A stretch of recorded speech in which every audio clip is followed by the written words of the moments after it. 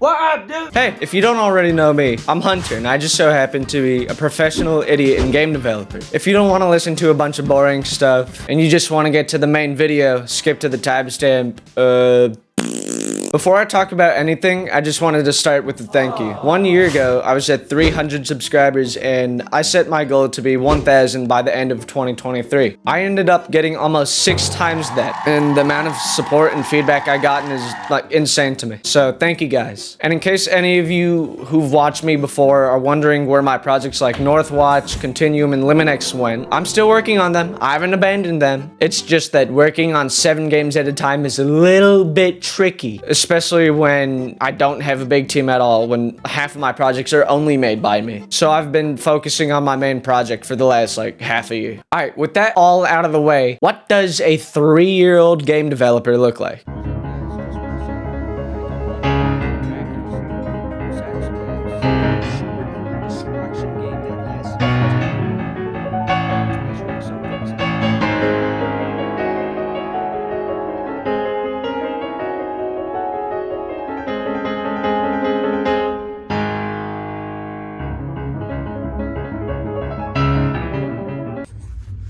Hey, you can't just skip past the whole 3rd year. Bro, no, we need to go back.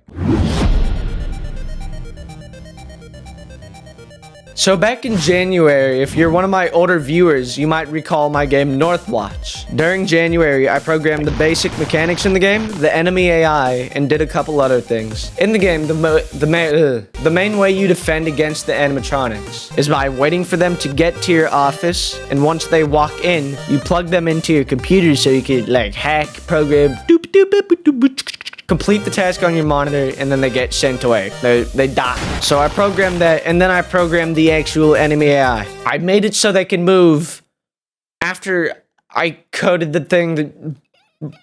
The enemies have a timer, and once it reaches 0, the code picks a random number between 1 and 20. If that value is less than the AI difficulty value, then the enemy moves. I'm probably gonna have to recode a lot of this since the game's being made in 3D now, but it's okay. It's okay. What? In February, I just kind of kept doing stuff for Northwatch. I also started working on Continuum though. You guys don't remember Continuums like Stranger Things, Interstellar, sci-fi thing game. In February for Continuum, I just kind of programmed the basic movement and got the base for an objective and inventory system in. But it's been like 10 months and I've gotten a whole lot better at programming since then. You know what that means. Last night on Who Wants to Be a Millionaire? Okay, which one of these would be best to do as a game developer after improving in one of your areas of work? A, continue with your project like normal. B, clean up some of your work. C, restart the entire fucking project. Or D, buy a 2005 Toyota Prius. C, restart the entire project. You are correct!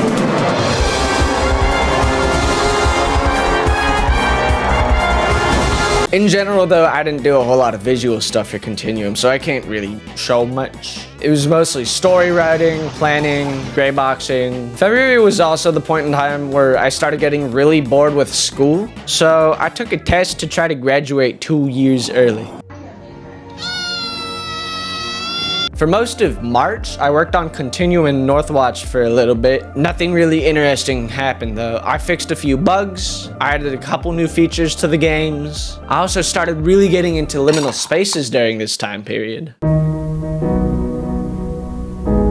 I'm gonna be honest, I didn't really do anything in April. I did graduate from high school early though. I don't know how, I just did.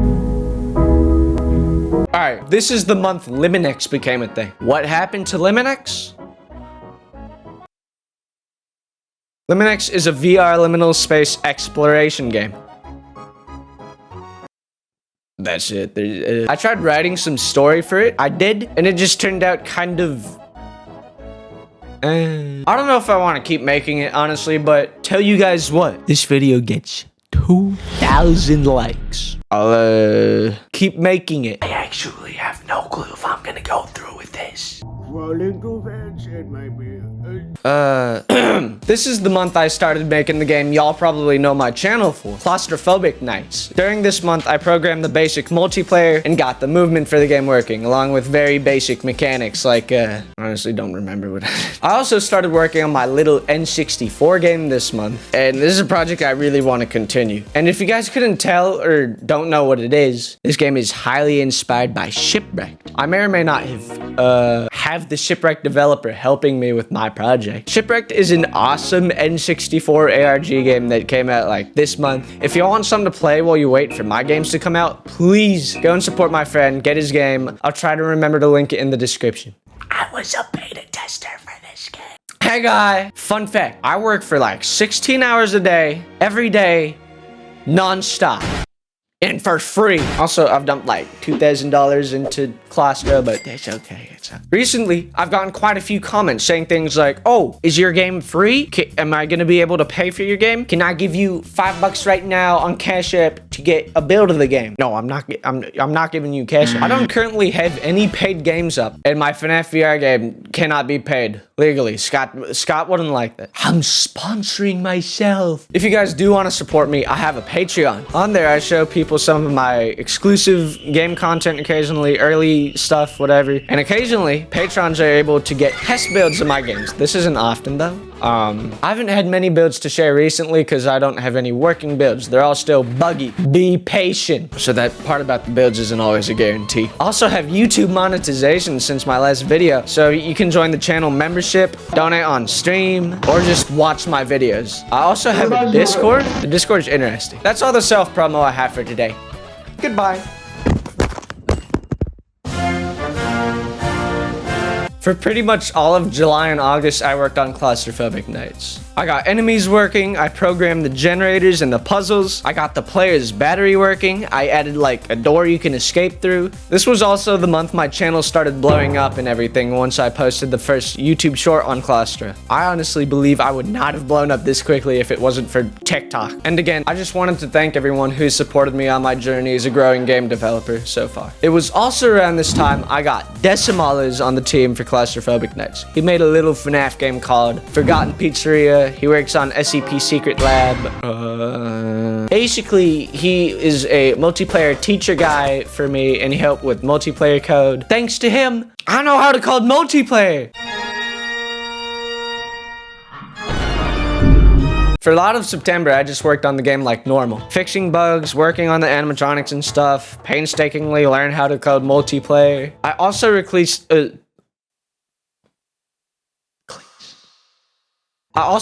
the first trailer for Claustra this month, and it did really well. In October, though, I went on to release what are probably my two biggest videos, both being devlogs for Claustrophobic Nights. A good number of y'all may remember October being the initial release month for Claustrophobic Nights. So what happened is I stayed up for 4 days straight. Physical and mental health started like declining. It was not good. I don't know why I didn't account for this while developing Claustra. Either way, I'm really happy I delayed the game because it is so much better right now than what it would have been in October. And quick note to any aspiring game developers out there before I head on to the next section or whatever. Please take care of your own mental and physical health while you're making games or doing whatever. This doesn't just apply to game development. I'm gonna be real. Sleep deprivation is serious. It's not a good thing. So y'all take care of yourself. Happy birthday to you. Happy birthday to you.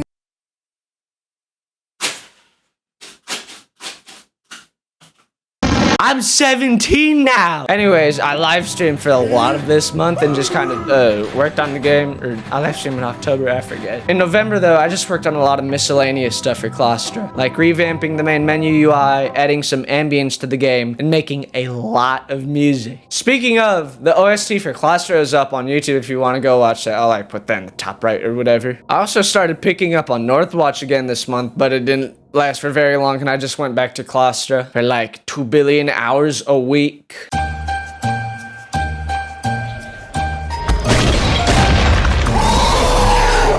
December was pretty much same as the last 4 months. I worked on Claustro a lot. Kind of started slowing down on the game this month though, because I started experiencing a little bit of burnout. And with that, I started 4 side projects. Most of which are single player though, because multiplayer fucking sucks to code. I'll be real, multiplayer is so It's alright though, because most of the side projects I worked on for like 3 days before I went back to Claustra. I mainly start all these side projects just to have something when I get bored of my main projects, so I can jump in between them, so I don't get bored. I can just keep working without getting burnout. It's smart, I think.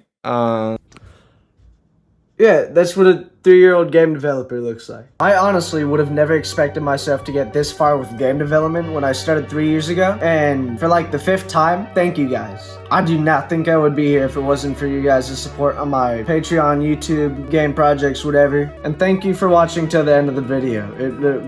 But before I go though, thank you to my Patrons for supporting me. If you want sneak peeks at exclusive content, upcoming content, whatever, I have links to my Patreon and Discord server in the description. Happy birthday!